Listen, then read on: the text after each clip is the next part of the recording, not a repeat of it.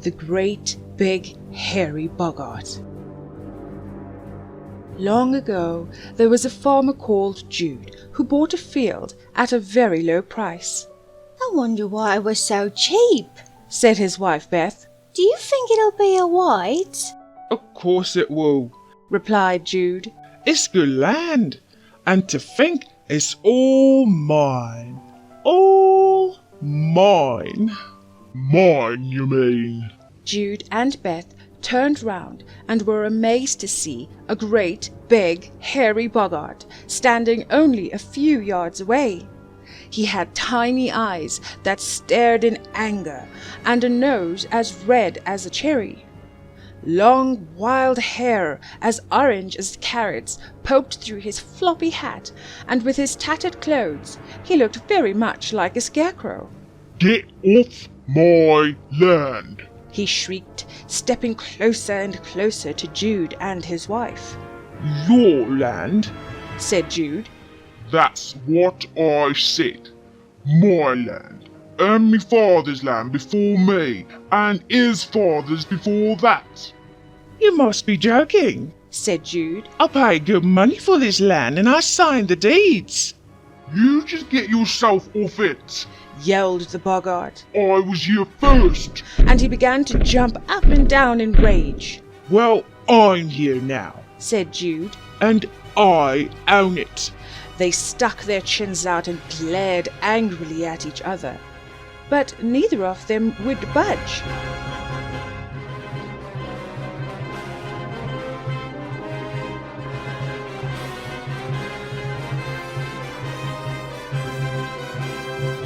Then Beth said, "Maybe I've got the answer. You plant the crop, Jude, and the Boggart can help reap it. Then we can all have the harvest." All right. said the Boggart. Jude did not see why he should do all the work and then give half his crop away, but Beth waved her hand to silence him. "So, which half of the crop do you want? The tops or the bottoms? What?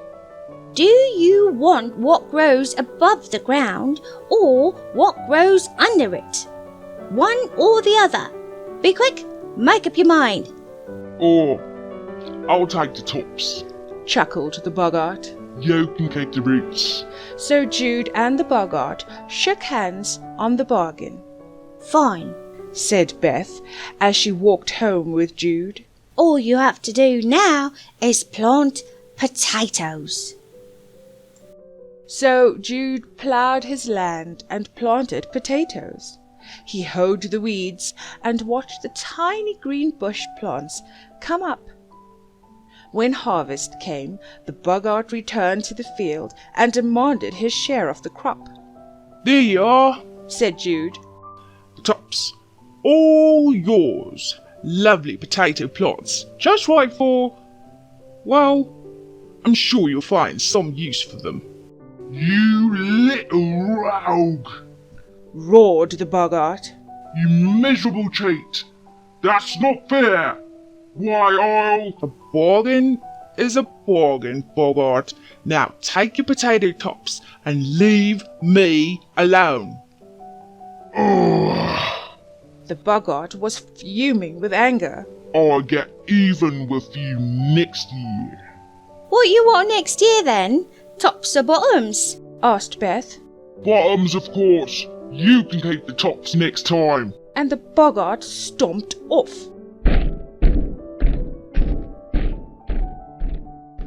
"Now what shall we do?" asked Jude. "Plant barley, my dear. Let the Boggart make what he can out of barley roots." So, after Jude had dug up all his potatoes, he planted his field and sowed barley seed. He watered the land, and when the spring came, young green shoots appeared. By harvest time, when the great big hairy Boggart arrived for his share of the crops, the field was a swaying carpet of gold.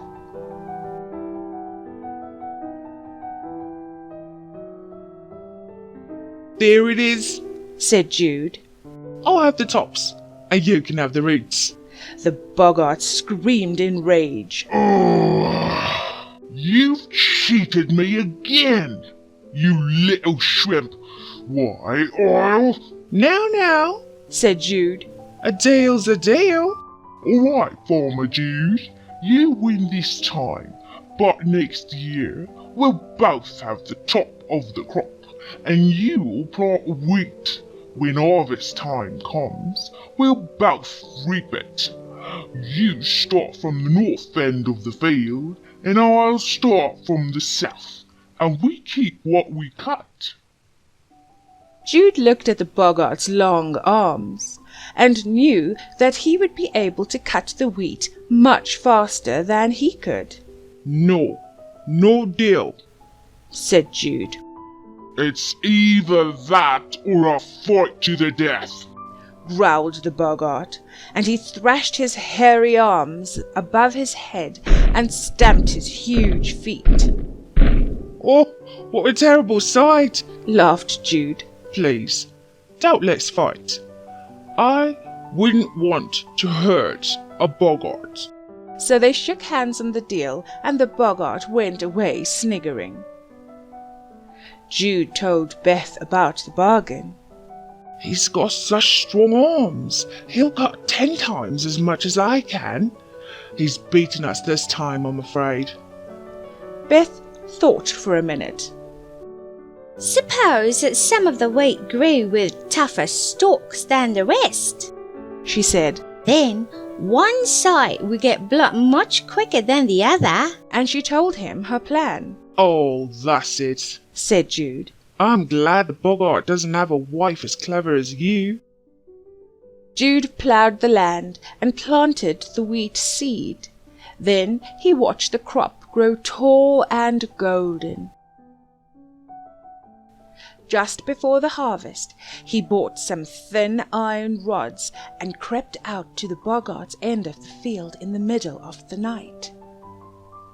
He stuck the rods into the ground among the stalks of wheat. Harvest day came, and the great big hairy Boggart arrived, carrying a scythe in each of his huge hands. Jude started cutting the wheat from the top end of the field, and the Boggart started from the other. Jude swung his scythe in steady, sweeping strokes, and the golden wheat fell down all around him. But the Boggart cut and hacked and sweated and swore, and then he stopped. The weeds in the way down this end seem mighty tough, he shouted. No trouble at this end, called Jude. The Boggart was too silly to notice the iron rods, so he sharpened both sides and went on hacking at the wheat. Eventually he stopped, mopping his forehead. I'm tired out with cutting these weeds. Really? said Jude. That's funny. I'm still as fresh as a daisy. The Boggart tried again, swinging his scythes in all directions, but with each stroke they got more blunt and chipped. Finally, he threw them down in rage. You can keep your useless land, he yelled at Jude. It's more trouble than it's worth. He strode off over a hedge and vanished down the road into the distance. And the great big hairy Boggart never bothered Jude and Beth again.